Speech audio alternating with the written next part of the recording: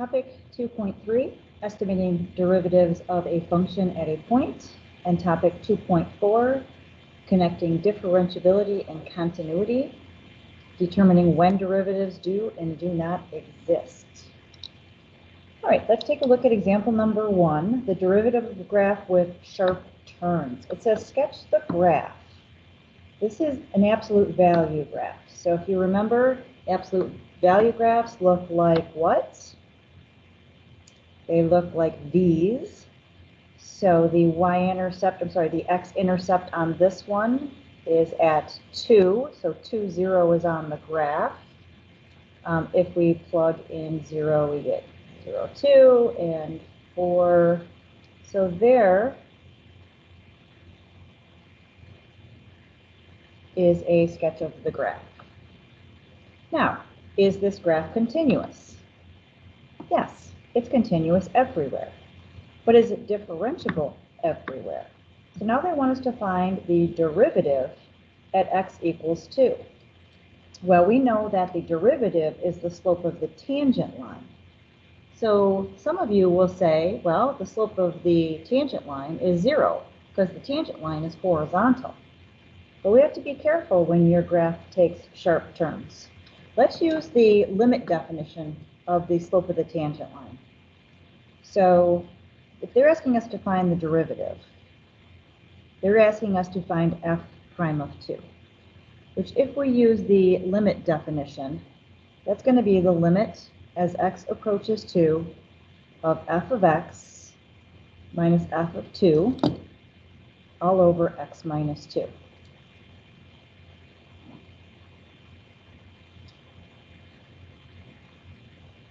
Okay, so in this case, that's the limit as x approaches 2 of the absolute value of x minus 2 minus, you plug in 2, you get 0, all over x minus 2. So that's the limit as x approaches 2 of the absolute value of x minus 2 all over x minus 2. So we are taking the limit of an absolute value function. When you plug in 2, you get 0 over 0. So we're going to have to use our piecewise notation in order to find the limit of an absolute value expression. So what I'm going to do is I'm going to call our function f of x here. I'm going to write that as a piecewise function.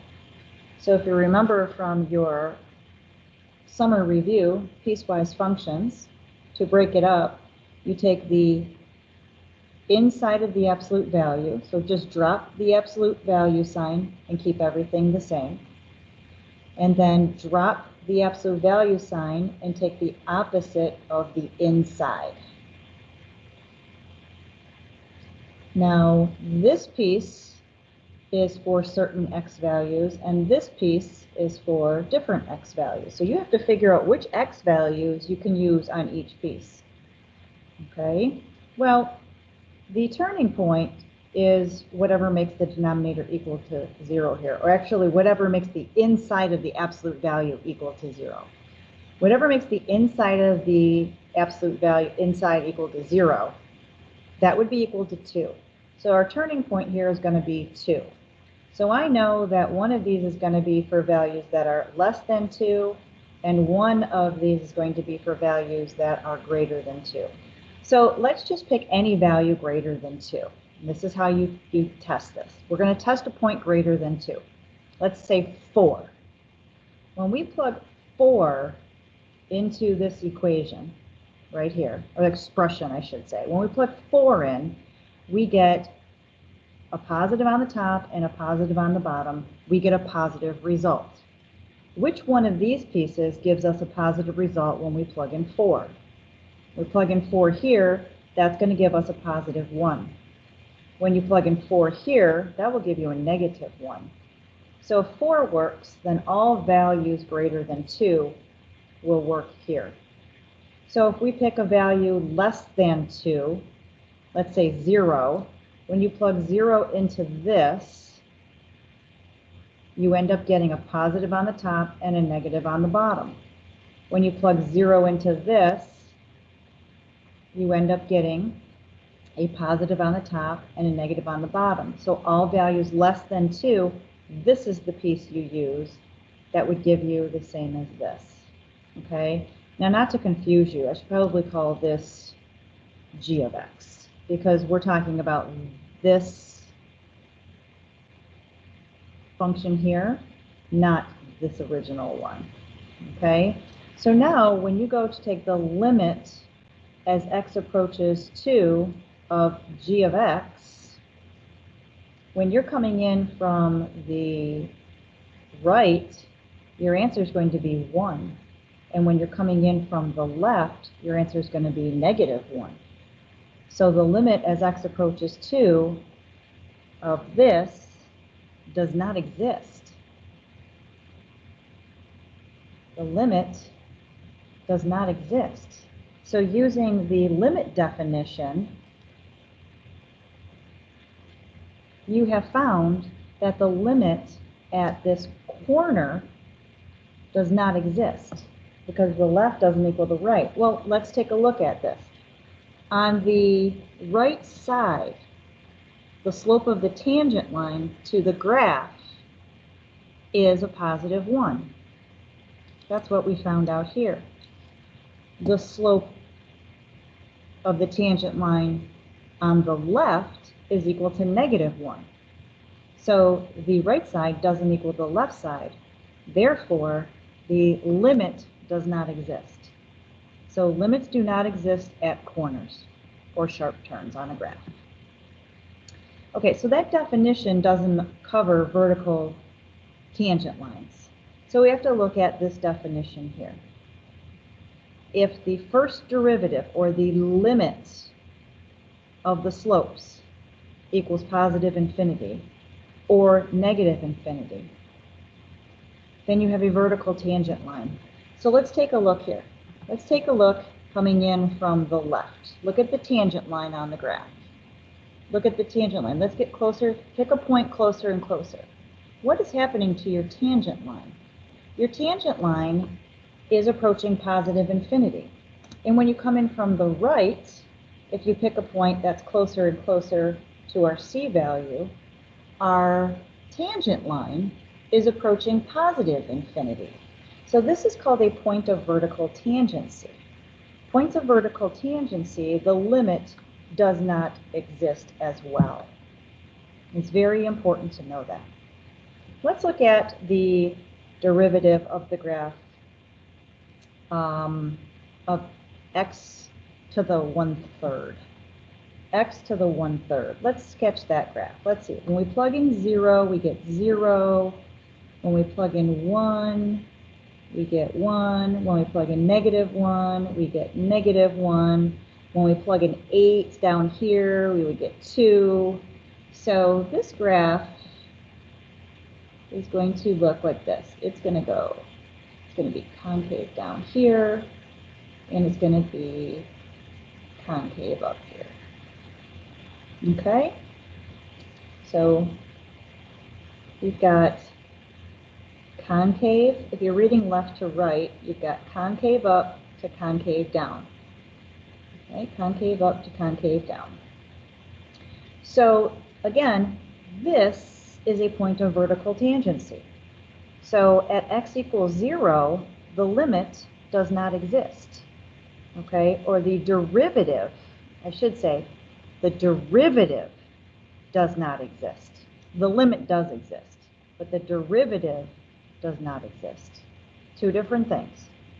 Let's use the limit process to find the derivative. And I'm going to use my f of x minus my f of 0 all over x minus 0. And that will give me the limit as x approaches 0 of x to the 1/3, because f of 0 is 0, all over x, which equals the limit as x approaches 0 of, let's say 1 over, that would be 3 over 3, x to the 2/3. So evaluate that limit. Plug in 0. You've evaluated the limit, you get 1 over 0, and any constant divided by 0, the limit does not exist. So the limit does not exist. The limit of the slopes does not exist. Therefore, the derivative does not exist. The derivative does not exist. Now, you do not have to do the limit process, so you don't have to show any work. You need to know that the derivative does not exist on corners, any sharp turns, and points of vertical tangency. And I just proved it using the limit process. You just memorize it. Okay? So let's take a look at this activity here. Reason 1. The derivative of a function f of x at a point where f of x has a sharp turn or a cusp does not exist. So sketch a graph that would have a sharp turn or cusp. Well, cusp is a new word for us, so I'll show you. Here's C right here. Let me show you what a cusp is. Cusp is this side concave up, this side also concave up. That is a cusp. Okay, so a cusp or a corner. This one is a vertical tangency. Draw a graph that has vertical tangency at C. Anywhere, it doesn't matter.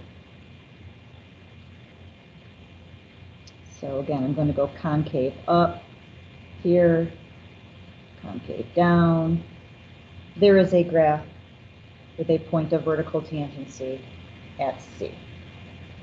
Now, some people get confused with y equals x cubed graph. Okay, y equals x cubed looks like this. Y equals x cubed goes from concave down to concave up. That is not a point of vertical tangency. The derivative actually does exist at 0 on this one. Okay, and you'll learn how to find that derivative later. So this is what you need to memorize. No work necessary. Functions are not differentiable at corners, cusps, or points of vertical tangency. Not differentiable. The functions are continuous, but they're not differentiable. So not differentiable at corners, cusps, or points of vertical tangency. Must memorize. So there's a theorem here, and I talked about this earlier. Differentiability implies continuity. So in order for a function to be differentiable at a point, the function must be continuous at that point. Must. Differentiability. So if I say the function is differentiable at x equals 2, that implies it must be continuous at x equals 2. And you must be able to tell me that. Let's see if the converse is true. If a function is continuous at C, is it differentiable? Does continuity mean that it's differentiable? Well, no. I mean, I gave you 3 examples already. So up here, we have a point of vertical tangency, we have a cusp, and the other one could be any kind of corner. So let's just put a corner at C. Is this continuous? Yes. Is it differentiable? No, because it's a corner. And that's what you can say. Functions are not differentiable at a corner or a sharp turn. Okay? Another type of problem that you will see is estimating a first derivative given a table. So you do not know what the function is, you just know that these are values that represent that function. So because we're estimating, again, what does it mean? What is the first derivative? What is t prime of 5.5? That means find the slope of the tangent line to the curve at 5.5. Well, we have these 2 points. We have values at 5 and 6. So if we found the slope between those 2 points, that would be the slope of the secant line. Well, 5.5 is in between 5 and 6. So that would be an estimate of the slope of the tangent line. Again, notation and understanding what this is asking you for is very important. The first derivative is asking you to find the slope of the tangent line to the curve. The slope of the secant line between 5 and 6 is as close as we can get. So T prime, the slope of the tangent line at 5.5, is approximately equal to the slope of the secant line between 5 and 6. So I could do change in y's over change in x's. I end up getting,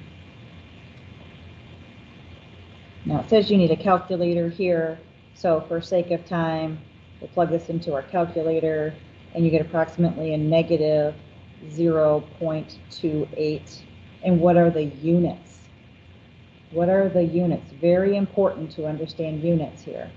Capital T is degrees Fahrenheit. Lowercase t is minutes, so it's degrees Fahrenheit per minute. It's an average rate. Degrees Fahrenheit per minute. This is a rate. Okay, so that's how you estimate using tables. Now recall in the last set of notes, I talked about finding the equation of the tangent line, and I said that we would be doing that. And here we are. So from Algebra 1, again, this is the point slope formula. If you know a point and you know a slope, you plug in the point, you plug in the slope. For those of you who learn to use y equals mx plus b and plug in x, y, and m and solve for b, you don't want to do that because you're going to be wasting time. Time is short on the AP exam. So you really need to work smart. Okay, work smarter, not harder. So this formula right here just transfers it to using the function notation that we've used. So instead of calling it slope, we're going to call it f prime, or the first derivative. Slope of the tangent line, or slope. We're finding the equation of the tangent line. So if you know the slope and you know the point, you can just plug in the point and the slope and call it a day. You're done. No need to simplify it. AP will take that answer. So let's look at a couple examples. So example number 4, we have a graph of f here. Okay, so this is the graph of f. And it says, find f prime of 4. So if you want to stop the video and think about what that means and try it, find f prime of 4. All right, f prime of 4 means x is equal to 4. Be careful because they're going by 2's. Here is our point. That would be 4. F prime of 4 is not the y value on the graph, but it's the slope of the tangent line to that point. Well, what's the slope of the tangent line? Well, the tangent line is right here. Tangent to that point. That happens to be the same as the slope between these 2 points. So the slope of the tangent line, we can use, again, change in y's over change in x's. And the slope of the tangent line at 4 is equal to 2.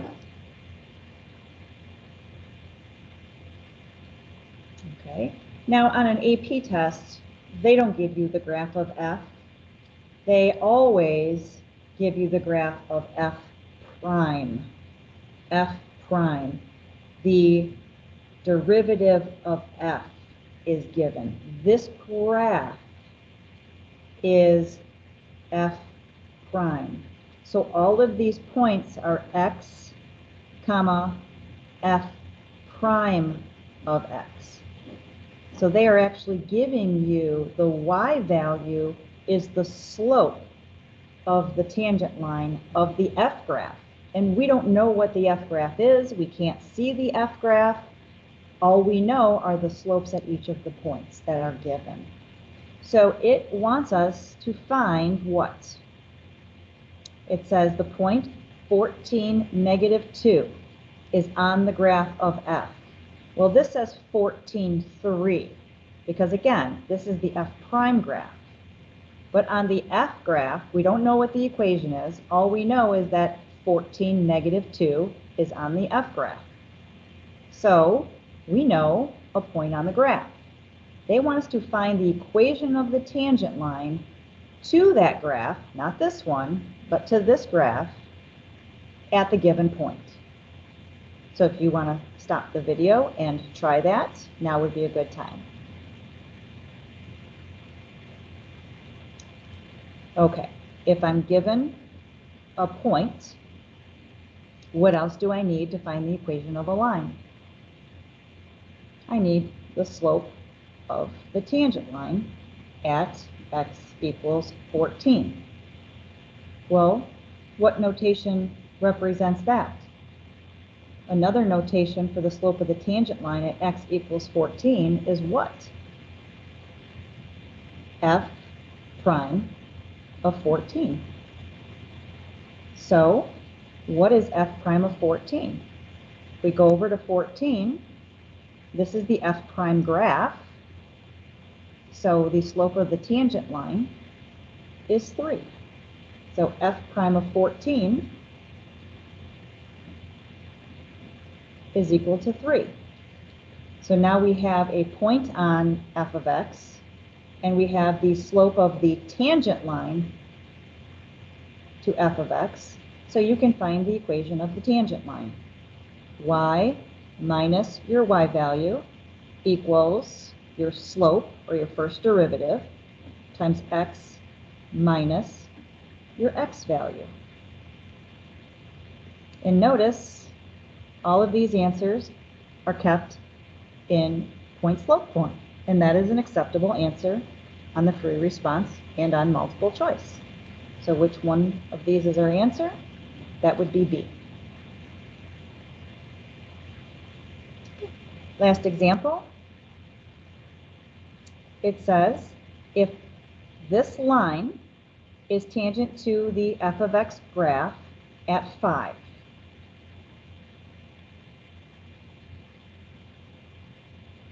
find the value of this. Okay? I would stop the video, see if you can understand what this means.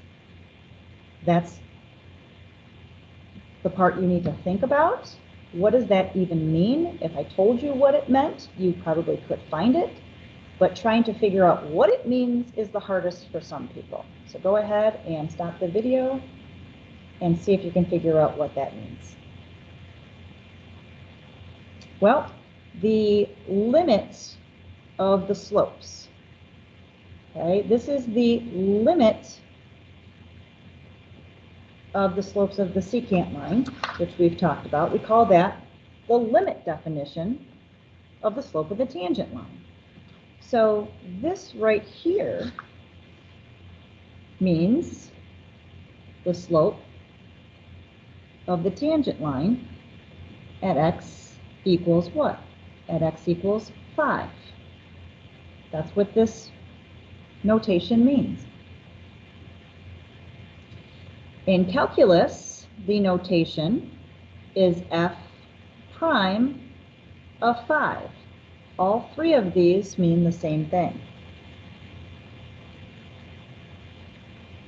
Okay, so if this is the tangent line equation at x equals 5, what is the slope of the tangent line? That's what it's asking you. So how do we find the slope of this line? Well, we could solve for y, or you could just remember your shortcuts, that the slope in standard form is the opposite of your a value divided by your b value. So that's the opposite of 2 divided by 3. So the answer, again, is B. Understanding the notation and understanding what it's asking you for is very, very important. So make sure you understand all the different notations for the limit process.